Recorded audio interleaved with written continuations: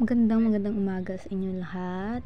So ayun, gagawa tayo ng ating merienda gawa sa kamoteng kahoy para maiba naman.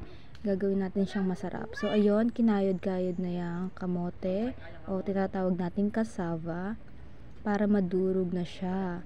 Pagkatapos niyan ay pwede na natin siyang tanggalan ng katas para hindi na masabaw ang ating kamoteng kahoy. So, ayan, pagkatapos niyan ay lalagyan na natin siya ng asukal. Ang asukal ay depende lamang po sa inyong panlasa. Kung ayaw nyo na masyadong matamis, pwede namang bawasan. Pero kung gusto nyo na matamis, ay pwede na yan. So, ayan, halu-haluin nyo lang para malagyan yung ibang kamoteng kahoy ng ating asukal. Pagkatapos nyo namang haluin, ay pwede nyo na siyang bilug-bilugin tulad ng ginawa niya sa iyo, charis.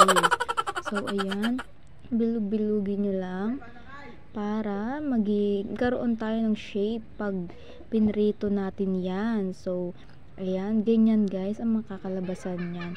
So, bilug-bilugin nyo lang lahat kung ilan ang magagawa nyo. Mas maganda kung madami para may pang merienda kayo. So, ayan na yung kinalabasan. Ganyan na siya guys. So, pagkatapos nyan, ay ididip natin siya sa asukal. Kailangan nyo siyang idip sa asukal para pag pinirito natin ay hindi siya maghiwa-hiwalay. Ayusin lang natin yung pagdip. Dapat ay malagyan natin ang bawat side nito. So, ayan, ganyan na siya guys. Kailangan ay malagyan lahat ha. So, ayan na. Pagkatapos ay magsalang na tayo ng kawali. Kapag mainit na ito, ay pwede nyo na siyang salangan ng mantika. Ang mantika natin ay kailangang lulubog ang ating lulutuin o ating ipiprito. So, ayan, kapag mainit na, ay pwede na kayong magsalang ng ating binilog-bilog na cassava with rice. So, ayan, ipiprito lang natin siya ng ganyan. Hihintayin natin niya maluto. So, ayan guys, hintayin lang natin hanggang siya ay mag-golden brown.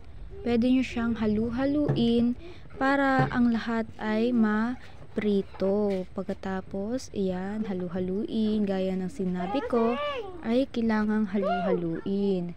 So, ayan. Pag nag-golden brown na siya, guys. So, ayan na. Pwede nyo na siyang hanguin. Eto na.